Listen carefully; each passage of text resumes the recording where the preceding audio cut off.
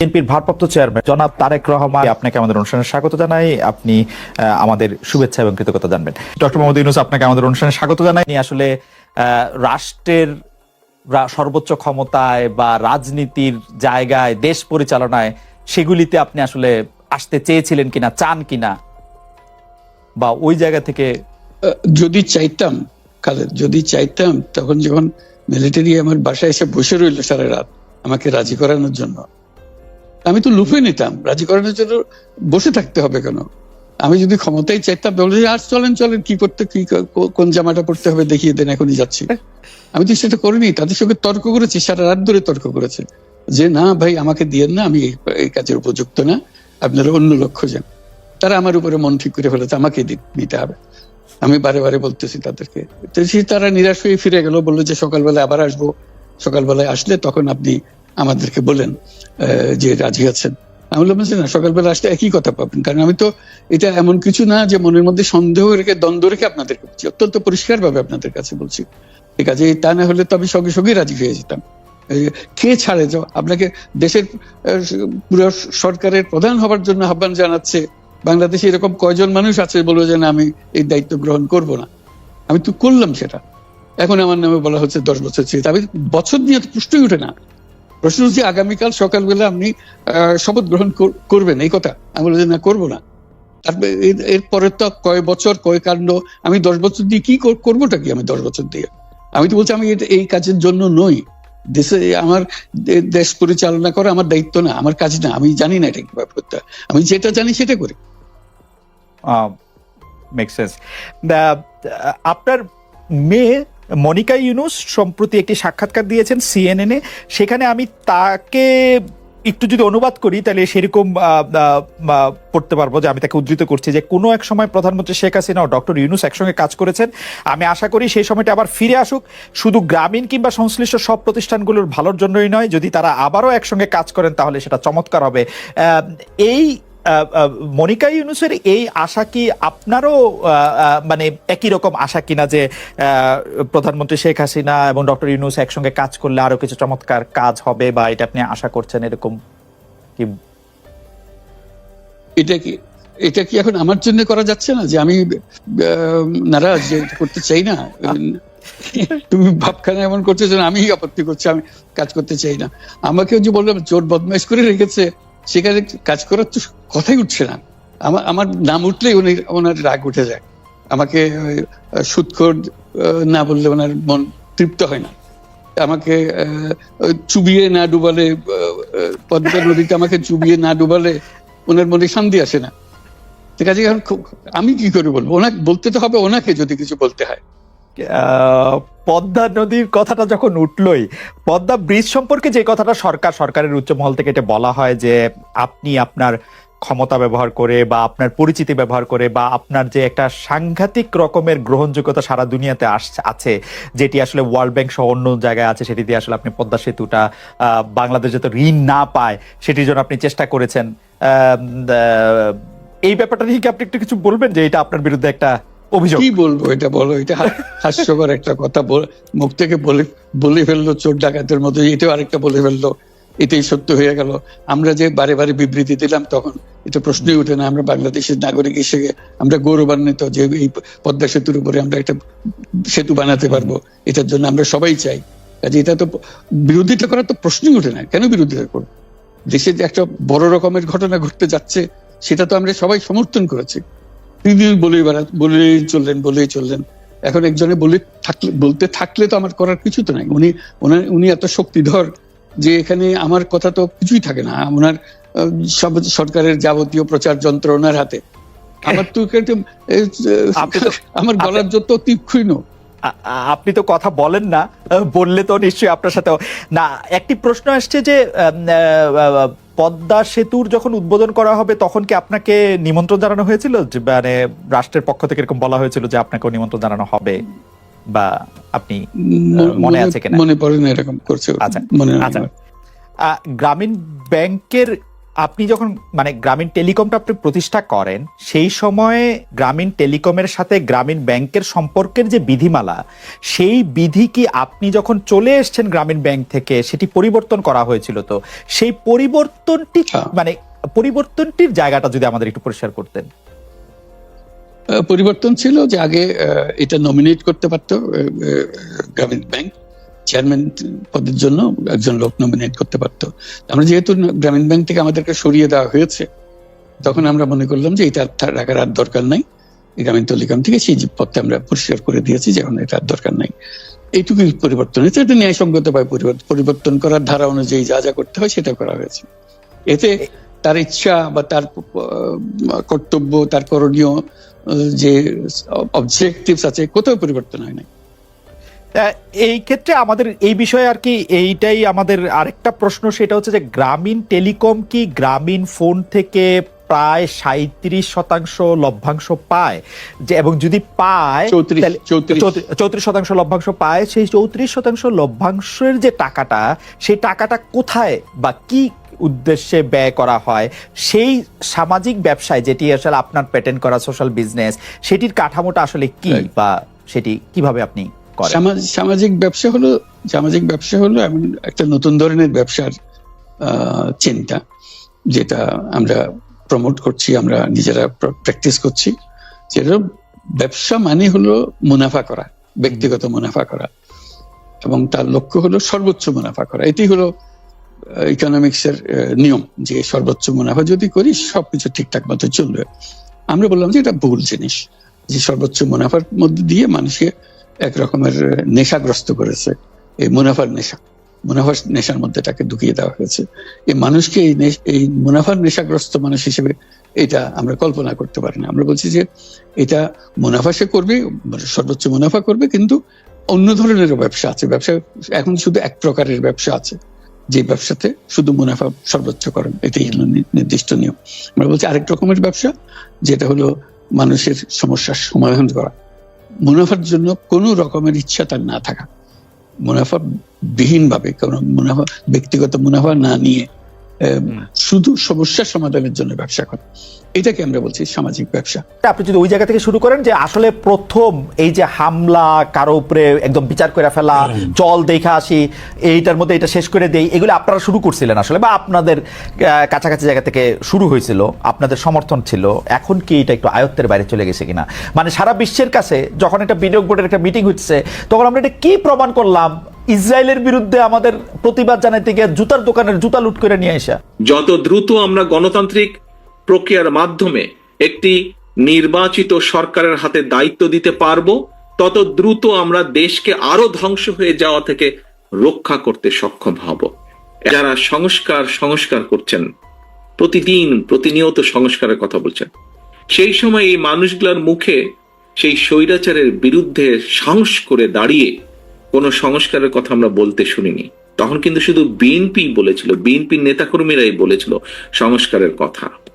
30 দফা নামক আমরা 31টি দফা দেশের মানুষের সামনে উপস্থাপন করেছি।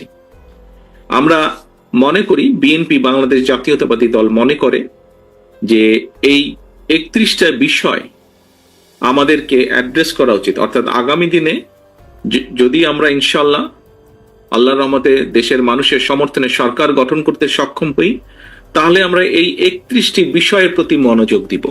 এবং আমরা বিশ্বাস করি এই 31টি বিষয় যদি আমরা কাজ শুরু করতে পারি, তাহলে দেশের মানুষের অবস্থা এবং দেশের অবস্থা কিছুটা হলেও আমরা ভালো করতে পারবো, বেটার করতে পারবো। এখন এই 31 দফার ভেতরে কি আছে আপনারা মোটামুটি জেনেছেন। এখন এই 31 দফা আমরা কেন দিলাম? দেখুন, বিএনপি একটি রাজনৈতিক দল। এই দলটি রাজনীতি করে বাংলাদেশের জন্য। এই দলটির রাজনীতির লক্ষ্য উদ্দেশ্য হচ্ছে বাংলাদেশের মানুষের জন্য কিছু করা। আপনাদের নিশ্চয়ই খেয়াল আছে, শহীদ রাষ্ট্রপতি জিয়াউর রহমান যখন দেশের দায়িত্বভার গ্রহণ করেন, তারপরে কতগুলো পরিবর্তন এসেছিল।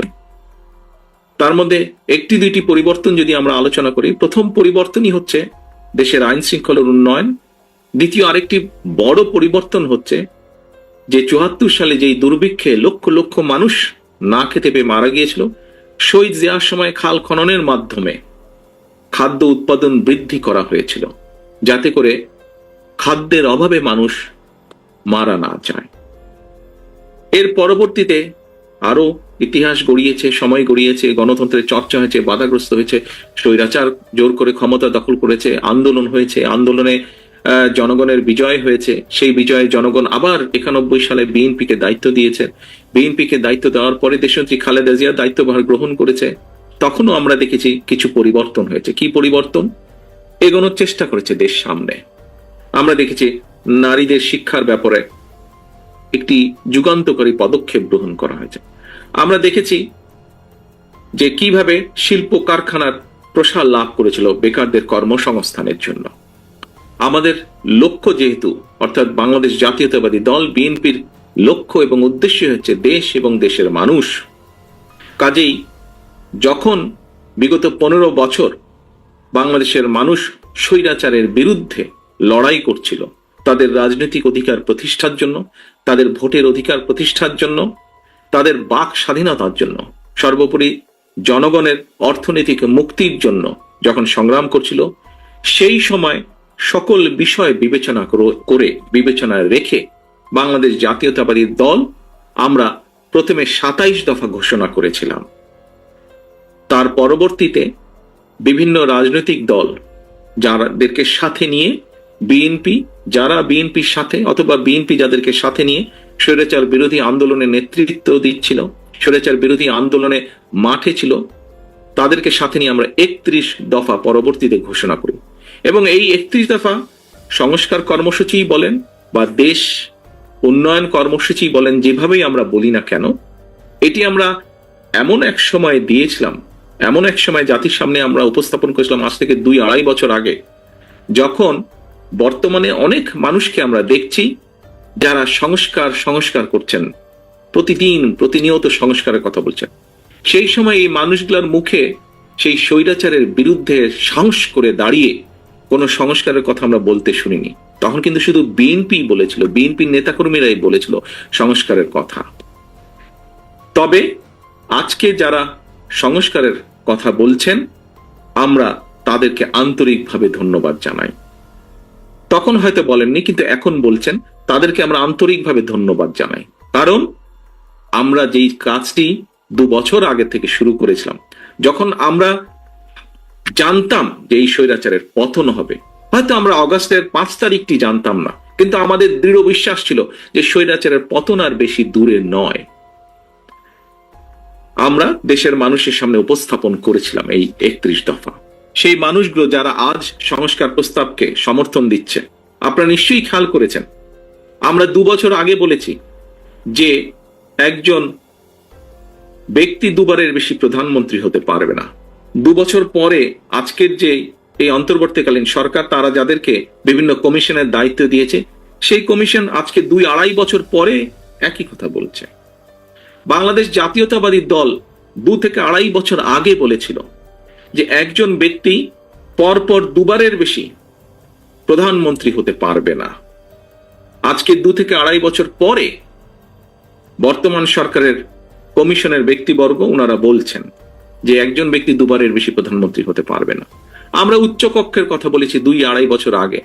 আজকে 2-2.5 বছর পরে বর্তমান সরকারের কমিশন, সংস্কার কমিশন একই কথা বলছেন। এরকম আমরা আরো অনেকগুলো কথা বলেছি কম বেশি, যেগুলো 2.5 বছর পরে ওনারা বলছেন। হতে পারে আমাদের সাথে ওনাদের 100% মতামতের মিল নেই, হয়তো 80% মতামতের মিল আছে।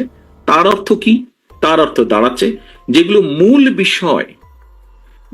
যেগুলো বিষয়, রাজনীতির মূল বিষয়, দেশের নীতি নৈতিকতার মূল বিষয়, রাজনীতির নীতি নৈতিকতার মূল বিষয়, সেগুলো কিন্তু বিএনপি অনেক আগেই বলেছে। এখন এটিতে গেল রাজনীতির বিষয়। রাজনীতির গুণগত পরিবর্তন আমরা আনতে চাই, বাংলাদেশ জাতীয়তাবাদী দল আনতে চায়। শুধু দল না, দলের ভিতরে যেরকম আমরা পর্যায়ক্রমিকভাবে চেষ্টা করছি, একই সাথে আমাদের যদি সুযোগ হয় ইনশাল্লাহ রাষ্ট্র পরিচালনা, তাহলে আমরা সার্বিকভাবে সেটি আনতে চাই।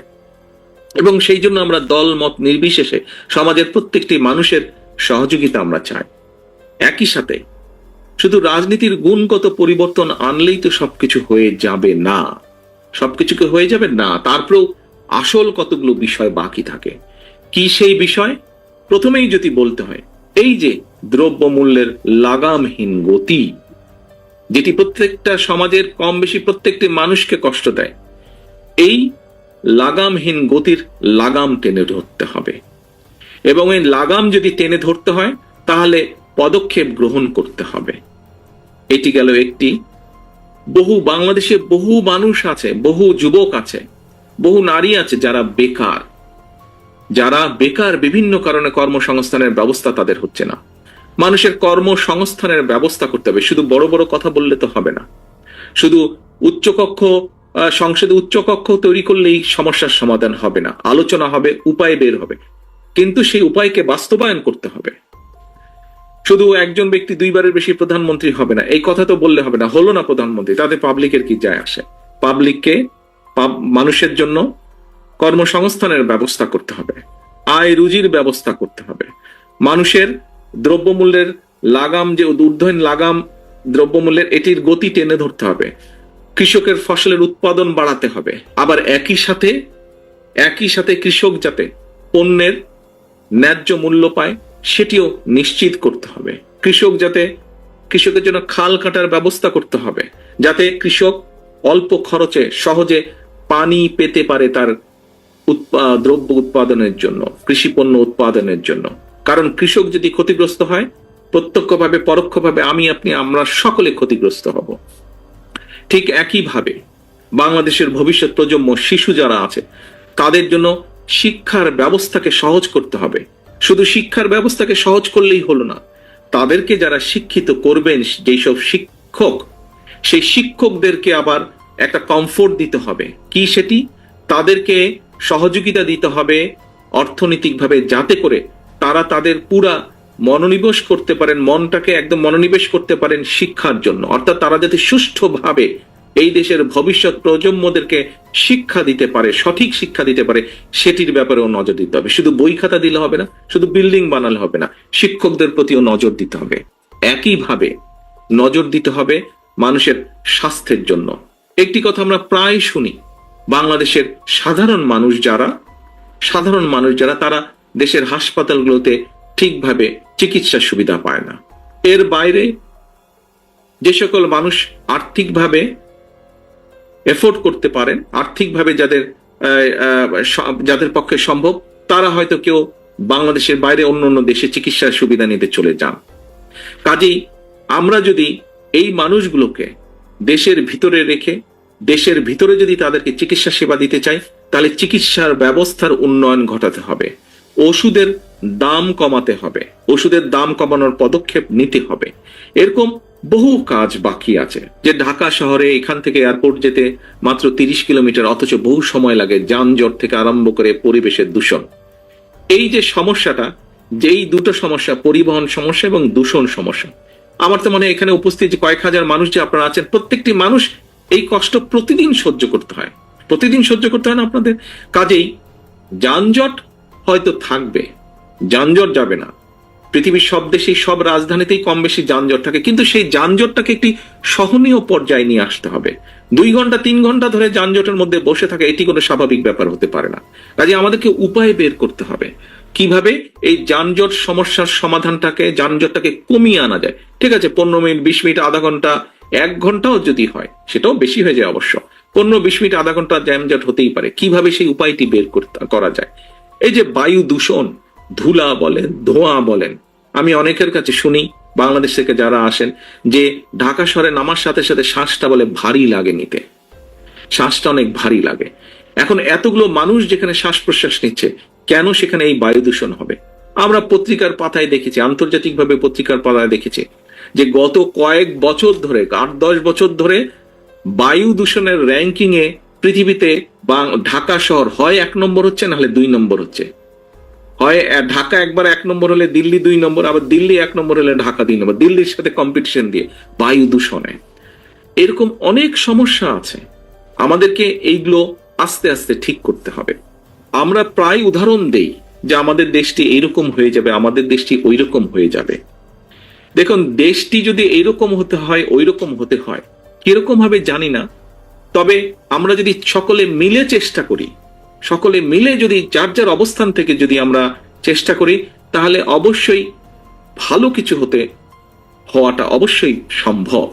এবং আমি একজন রাজনীতিবিদ বা রাজনৈতিক কর্মী হিসাবে আমি বুঝি যে সমাজে, রাষ্ট্রে যদি জবাবদিহিতা না থাকে, তাহলে কোনো কিছু টিকিয়ে রাখা সম্ভব না। জবাবদিহিতা থাকতে হবে।